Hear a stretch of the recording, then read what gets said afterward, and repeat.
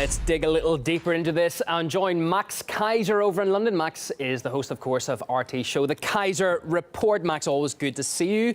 So there we have the Trump story breaking with the words explosive but unverified. Why would respected media, CNN, Guardian and the like, take up information with such a high potential of being fake news? Union, everyone's missing a point. I want to make a point here. No one's caught it. Back in December, just a couple of days before Christmas, Barack Obama passed the NDAA, National Defense Authorization Act, which legitimized and legalized propaganda by the U.S. government to the U.S. people. So this is obviously now we're seeing U.S. propaganda. CNN is now obviously an instrument of the U.S. government propaganda. The New York Times and BuzzFeed are now instruments of U.S. government propaganda by law, by the NDAA. Not only does it give them the ability to propagandize inside America, but it also means they can censor other competing news outlets, and it also means they're going to spend a lot of money toward creating new news organizations. And that amounts to a bailout of CNN, ABC, NBC, CBS. Their ratings were going into the toilet. Les Moonves of CBS said, Trump saved us. Without Trump, we would have gone out of business because the news in America is dead. But thanks to Trump, they started making some money. And thanks now to this NDAA pro-propaganda law, they're going to get hundreds of billions of dollars from the U.S. taxpayer to bail out American media. It's a huge bailout scheme. I say, compete on the truth. Yeah, RT is a dynamic, fast-growing news organization. We've got a bias toward truth. What's your bias? Come out here and give us real news, not your fake propaganda BS.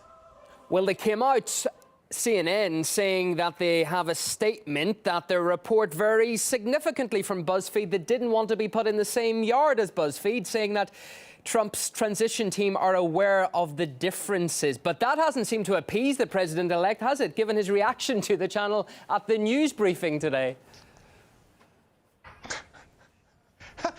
Look, CNN is trying to argue that they've got the most fingers in the leper colony. At the end of the day, they're still propagandists and lepers.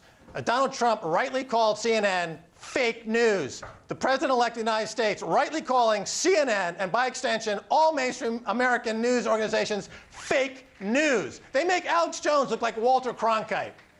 This is a truly historic moment in the news business. How far we've come from Edward R. Murrow to the Tapper.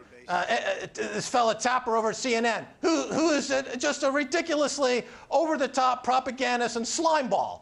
You know, where is American news? It's in the toilet.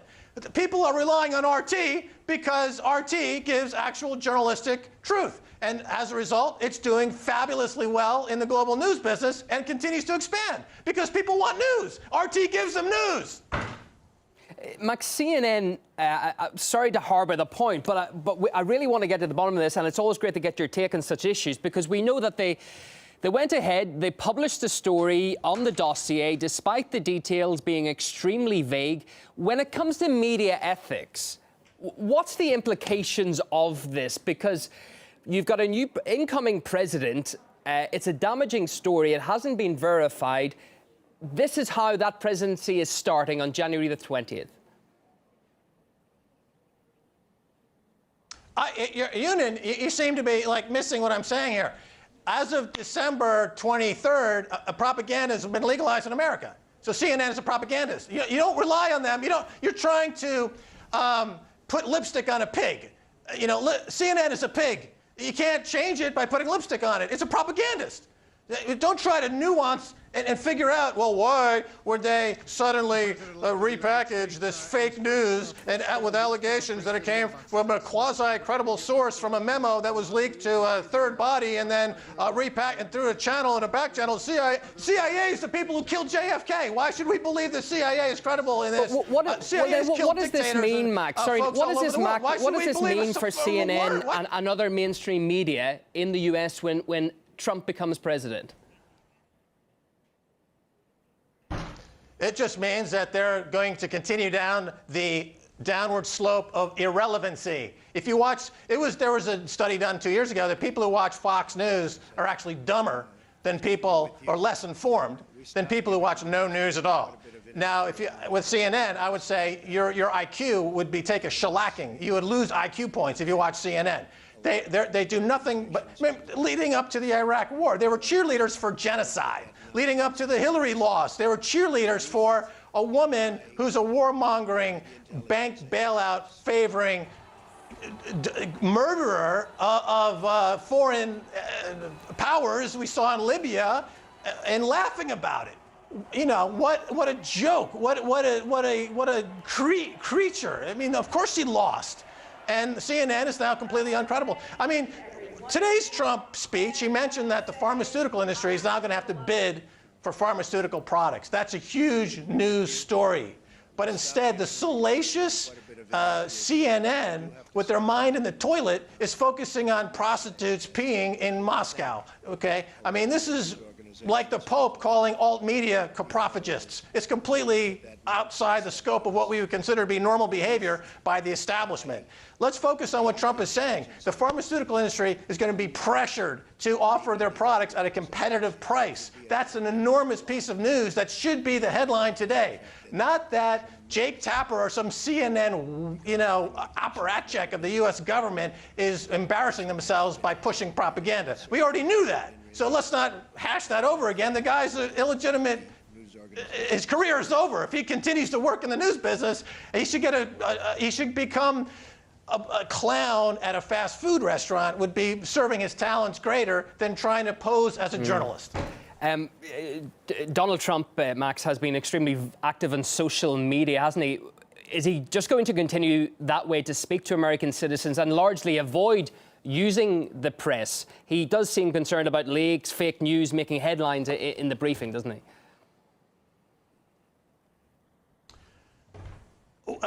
The social media is the news business. The news business has been disintermediated out of existence. Remember when the plane went down in the Hudson River suddenly, and the people were tweeting live from the wing of the plane in the middle of the river before any news crews showed up. People are live streaming from these events. You don't need a news bureau to send out a camera team and get there 6 hours after the event to report on what's going on. It's already being live streamed, so he's going directly to the American people. This is direct democracy in action. I hope he continues with this notion and offers some referendums to the American people for more direct democracy in action and extend the social media phenomenon to characterize and to change how politics is done in America. Also, I would suggest to anyone looking to get into politics in America, the Democratic Party is now completely decimated. Run as a Democrat somewhere in the country. I'm thinking about running as a Democrat, as a matter of fact, for Congress in the 6th District of North Carolina, the election in 2018. I'm considering running for Congress in this district as a Democrat because I think that this is really the place and the time to get into a political career because there's going to be no opposition and there's going to be no one there to, you can reinvent the politics as you see fit. And I'm seriously considering this. I'll make a formal announcement probably in March. I can see you getting quite the amount of votes. Max Keiser, the views of Max Keiser, we should say, in that interview. Always a pleasure having you in the program. Thanks, Max.